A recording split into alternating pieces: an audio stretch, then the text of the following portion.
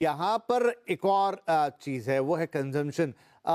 Sunil sir, consumption को लेकर काफ़ी सारी बातें हो रही हैं, बहुत सारी रिपोर्ट्स हैं कि इकोनॉमी में कंजम्पशन का बड़ा बड़ा स्कोप है, इंडियन इकोनॉमी में सब कुछ है, लेकिन करेंटली जिस तरह का कंजम्पशन पैटर्न दिखाई दे रहा है, तो क्या ये तो एक तो उम्मीद हो गई, एक जो आपके सामने है, ये दोनों का मिक्स अगर हम करें तो क्या सच में मार्केट उससे कुछ एनकरेज होगा, या जब तक वो रियल नंबर्स नहीं देखता, जब तक वो सामने कंजम्पशन की कोई मोटी थीम नहीं देखता, तब तक ये सिर्फ बातें ही रहेंगी? नहीं, मेरे को क्या है कि ये 3 ऐसे चीज़ हैं जो इस चीज़ को मार्केट को पॉज़िटिव लेने के लिए एक कारण देगी, ओके? हम्म। मैं 3 कारण को बताता हूँ आपको। तो पहली कारण है कि 1 लाख करोड़ का जो अनाउंसमेंट किया था बजट में गिव अवे, वो पैसा अप्रैल से ही लोगों के हाथ में आना शुरू होगा मेंटली, कि इस साल की मेरी तनख्वाह में मेरे को इतना सेविंग्स होगा। तो वो उनके हाथ में जो एक वेल्थ इफेक्ट आएगा ना, कि ये ज्यादा पैसे मेरे हाथ में है, खर्चा करने की सोचेंगे, तो ये बहुत बड़ा पॉजिटिव अप्रैल से ही शुरू होता है, वो मार्केट के ध्यान में है। सेकंड, इस बार और मुंबई में शायद आपने महसूस किया होगा, गर्मी बहुत बढ़ गई है। तो गर्मी के कारण इस साल मेरा मानना है कि जो भी कूलिंग रिलेटेड है, एसी, रेफ्रिजरेटर, वाटर कूलर या ये सब चीज की सेल्स इस समर में तो तोड़ फोड़ करेगी। तो वो एक उम्मीद भी है मार्केट के अंदर कि ये हॉट समर, ग्लोबल वार्मिंग के कारण हॉट समर जो रहा है उसका। मगर तीसरा चीज जो है वो है आरबीआई पॉलिसी के संबंधित। अभी सुदीप जी ने बहुत अच्छी तरह से समझाया कि शायद 50 बेसिस पॉइंट का रेट कट, पर मेरा मानना ये खाली रेट कट से बात नहीं बनेगी, क्योंकि रेट कट के साथ लिक्विडिटी का इन्फ्यूजन भी जरूरी है।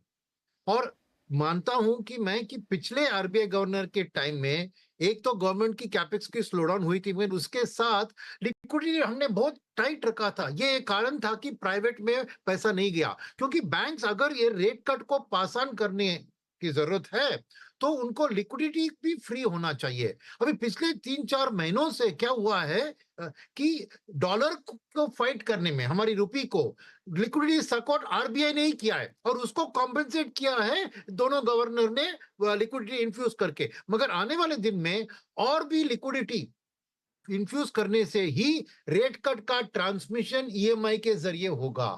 तो ये 3 चीज है जो मुझे कंजम्पशन में एक पॉजिटिव चीज दिखा रही है। और एफएमसीजी में क्या है कि ये ग्लोबल रिसेशन का इंपैक्ट आपको मेटल्स और फूड ग्रेन्स की प्राइसेस में कम दिख रही है, तो उनकी इनपुट कॉस्ट भी कम होगी, तो एफएमसीजी सेक्टर में भी शायद मार्जिन बढ़ सकते हैं। तो मेरे लिए कंजम्पशन के आंकड़े अच्छी आनी चाहिए, और मार्केट की उम्मीदें भी इसके पीछे अच्छी होगी, तो ये एक अच्छा सेक्टर होगा इस इन महीनों में।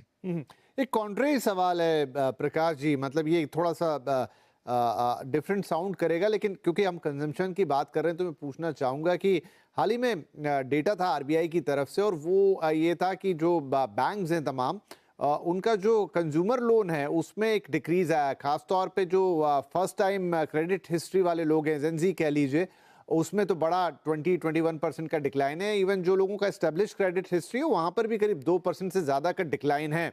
और वो डिक्लाइन इसलिए है कि आरबीआई ने वक्त वक्त पर कहा है कि इस पे थोड़ा ध्यान रखिए, यहाँ पर डिफॉल्ट्स ना हो और इस तरह की चीज़ें।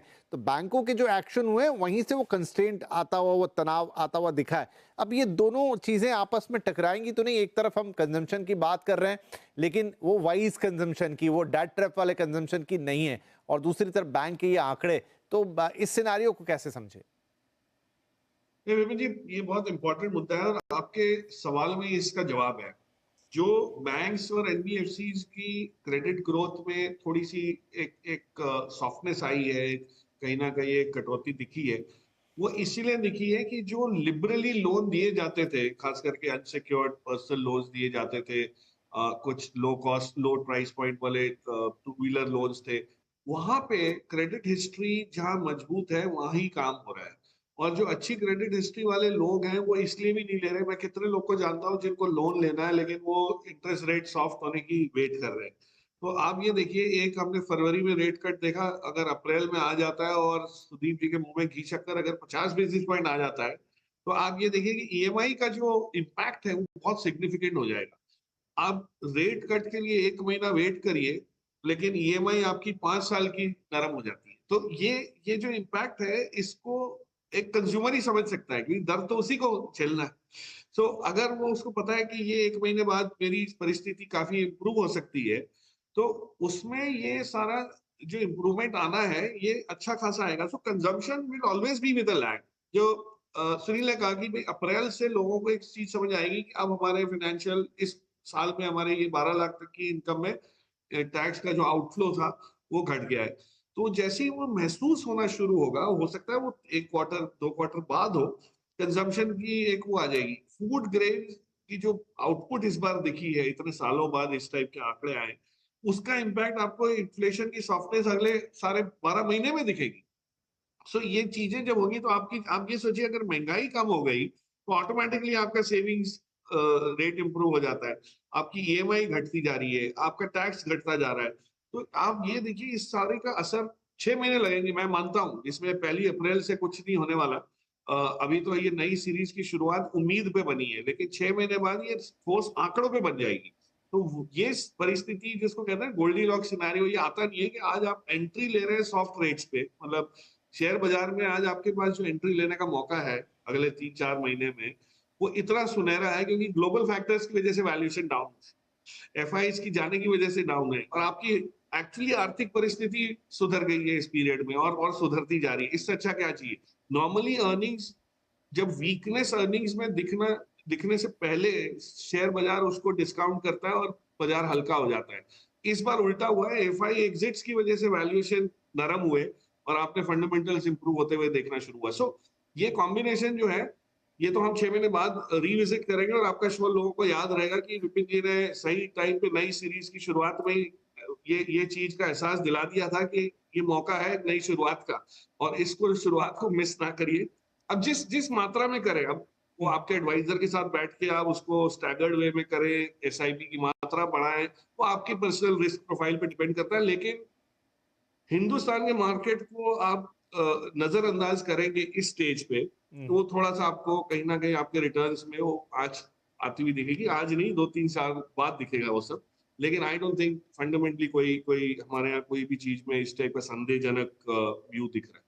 ठीक है, थोड़ा टच करेंगे इसको आगे बढ़ते हुए। हाँ जी बिल्कुल, सुनील साहब आप कुछ कहना चाह रहे थे पूरी बातचीत के दौरान। जी प्रकाश जी की बात में मैं एक बात जोड़ना चाहता था कि ये देखिए, ये जो आपने बताया आंकड़े कि फर्स्ट टाइम बोरोअर्स के लिए नंबर्स कम आए, ये आरबीआई का एक टाइटनिंग किया था आरबीआई ने ऐसे लोन्स के ऊपर, कारण था। और रिसेंटली हाल में देखे आरबीआई ने एनबीएफसी की लेंडिंग, यानी बैंक्स टू एनबीएफसी के लेंडिंग में पहले जो टाइटनेस किया था उसको रिलीज कर दिया है। तो ये लास्ट माइल लेंडिंग जो होता है ना ऐसी बोरोअर्स को, वो एनबीएफसी से करती हैं। तो मेरे ख्याल में ये उनके थ्रू हो जाएगी, शायद बैंक्स के थ्रू ना हो, मगर एनबीएफसी के थ्रू लास्ट माइल के लिए लेंडिंग जरूर आपको मार्केट में दिखेगी, बिकॉज बैंक्स अब एनबीएफसी को आसानी से लेंड कर सकते हैं। राइट, तो एक रास्ता बंद तो दूसरा खुलता हुआ नजर आएगा। इनफैक्ट सुदीप साहब आपकी भी लाइन कट हो गई थी, कुछ एक बात थी जो आप तीसरी बोलने जा रहे थे, तो वो हम सुन लेते हैं, फिर चर्चा को आगे बढ़ाते हैं। मैं ये बोलने जा रहा था, ये सब के साथ मॉनसून पे ध्यान रखना पड़ेगा, जिसके प्रेडिक्शंस आना बहुत जल्द चालू हो जाएगा। प्रकाश जी भी इनडायरेक्टली उसी का जिक्र कर रहे थे कि आगे इन्फ्लेशन का क्या स्थिति होगा, वो डिपेंड करेगा मॉनसून कैसे होता है इसके ऊपर, और मॉनसून के प्रेडिक्शन आना चालू हो जाएंगे तो उस पर जरूर ध्यान रखना पड़ेगा।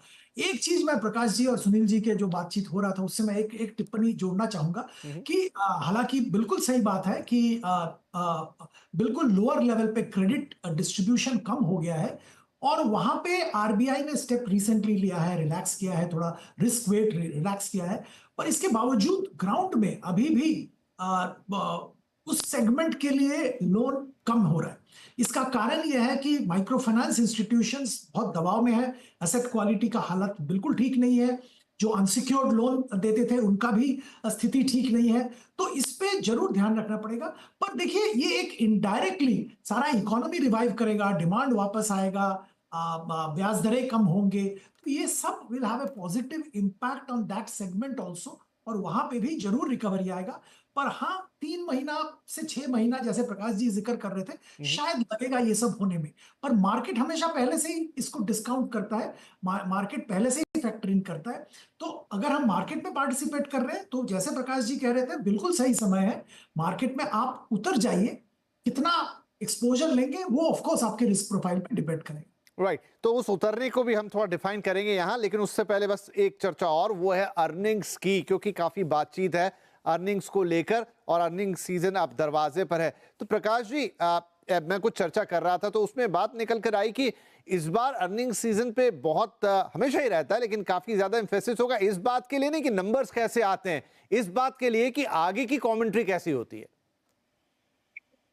देखिए, अर्निंग सीजन में जो अर्निंग्स कहाँ से आएगी, कंपनीज की जो कॉर्पोरेट बैलेंस शीट्स जो इतनी मजबूत पिछले कुछ सालों में बनती हुई दिख रही है, या इवन बैंक्स की अगर आप बैलेंस शीट देखिए, तो आज हम सब इस मुकाम पे पहुंच गए कि अर्निंग्स में जहां जहां जगह आपको दिखती है ग्रोथ की, उसको आप पीछे उसके पढ़ के उसको हासिल करने की क्षमता रखते हैं। पहले ये था कि अर्निंग्स के लिए हमारी बैलेंस शीट ही मजबूत नहीं थी, तो दौड़ेंगे किसके पीछे। आज ग्रोथ के पीछे दौड़ने में हम बहुत सक्षम हो सकते हैं, और मुझे लगता है 2-3 सेक्टर्स में जो पिछले 6 महीने में जो चेंजेस आए ना बिपली, जैसे डिफेंस को लेके आप देखिए, ग्लोबली यूक्रेन रशिया के युद्ध को, हमास इजराइल के युद्ध को, ये सब देखते हुए हुआ ये है, और नेटो का जो रुख यूरोप की तरफ बदल रहा है, उसमें यूरोप को आत्मनिर्भर होने के लिए जो डिफेंस पे खर्चा करना पड़ेगा, तो वो तो अपना काम अपना वो संभाल ले आंगन, तो बहुत बड़ी बात है कि हाँ, दूसरों को जो बेचने की बातें होती थी वो तो होंगी नहीं। तो मेरे हिसाब से जो हमारी आत्मनिर्भरता डिफेंस में शुरुआत हुई है जिसकी, उसको बहुत बड़ी लगाम मिलेगी, बहुत बड़ी लगाम मिलेगी। तो डिफेंस में मुझे लगता है एक पॉजिटिव वो इंप्रूवमेंट दिखना शुरू होगा। पावर के क्षेत्र में हमने कई चीजें हासिल की है, वहां पे आपको एक वापस री रेटिंग होती हुई, अपवर्ड री रेटिंग होती हुई दिखेगी। कुछ सेक्टर हैं जो नरम थे पिछले सारे साल, जैसे शुगर हो गया, पेपर हो गया, छोटे सेक्टर है, बहुत बड़े नहीं है इसमें।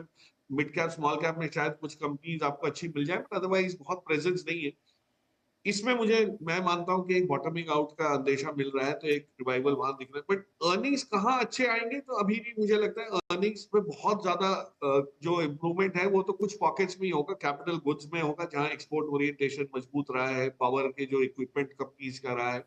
कुछ जगह पे फार्मा में आपको इम्प्रूवमेंट दिखेगा, क्योंकि वहां भी पिछले 3-4 महीने में अच्छी खासी एक बढ़त हासिल हुई है, जो यूएस एफडीए के पॉजिटिव आउटकम वाले जो इंस्पेक्शन है उसको लेके। तो अर्निंग्स में बहुत ज्यादा अप्रैल मार्च के एंड में बहुत फर्क नहीं पड़ेगा। इसके बाद अनुमान लग रहा है कि जो कमेंट्री आएगी, जो इंडिकेशंस है वो बहुत पॉजिटिव है। सो आई थिंक ये अर्निंग्स, मैं इतना बोल सकता हूँ कि Q3 से थोड़े से बेहतर रह सकते हैं, बहुत ज्यादा बेहतर हो जाएंगे ये ऐसा कोई अंदेशा नहीं है। सो अगेन सुदीप जी ने कहा, मार्केट हमेशा 3-4 महीने पहले रिएक्ट करता है, तो हम तो अगर रिएक्ट कर रहे हैं तो जून एंड की अर्निंग से रिएक्ट कर रहे हैं, सितंबर एंड की एंटिसिपेशन में कर रहे हैं, मार्च की अर्निंग से नहीं हो रही। सुनील जी, आपका कोई टेक इस पर?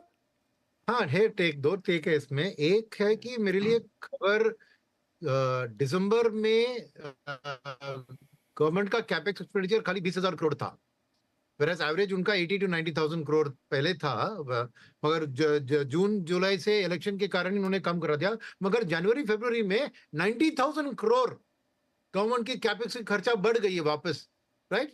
तो उसका multiplier effect mid and small cap companies में जरूर किसी ना किसी तरह दिखेगा। तो मेरा मानना है कि थोड़ी बहुत वो इम्पैक्ट इस अर्निंग सीजन में दिखेगी। नंबर 2 फैक्टर ये है कि ये जो अर्निंग सीजन की नंबर्स कैसे भी आए, मार्केट उसको इग्नोर करेगी। और जैसे प्रकाश जी ने कहा, क्या गाइडेंस दे रहे हैं साल भर की अर्निंग्स के बारे में, यानी 2025-26 की हर कंपनी क्या गाइडेंस दे रही है, ऑर्डर बुक कैसे दिख रही है, कैपेक्स में निवेश करके, उसके ऊपर ध्यान होगा। अर्निंग्स डिसअपॉइंट हो सकती है, मगर आउटलुक बहुत पॉजिटिव दिखाया तो दौड़ेगी वो शेयर या वो सेक्टर। तो वो दूसरी चीज है। और तीसरी बात इसमें है कि मेरा मानना है कि गवर्नमेंट अगर कुछ अनाउंसमेंट करे कि front loading of capex for next year, अभी 10 लाख करोड़ का कैपेक्स है, उसको पहले ही क्वार्टर में ही वो खर्चा करने की कुछ भी अनाउंसमेंट ऐसे कुछ करेगी ना, तो वही एक बहुत बड़ा सपोर्ट मिलेगा कि future earnings spill over effect के कारण आपको अच्छा आएगा। वही मेरी बात। ओके, ठीक है।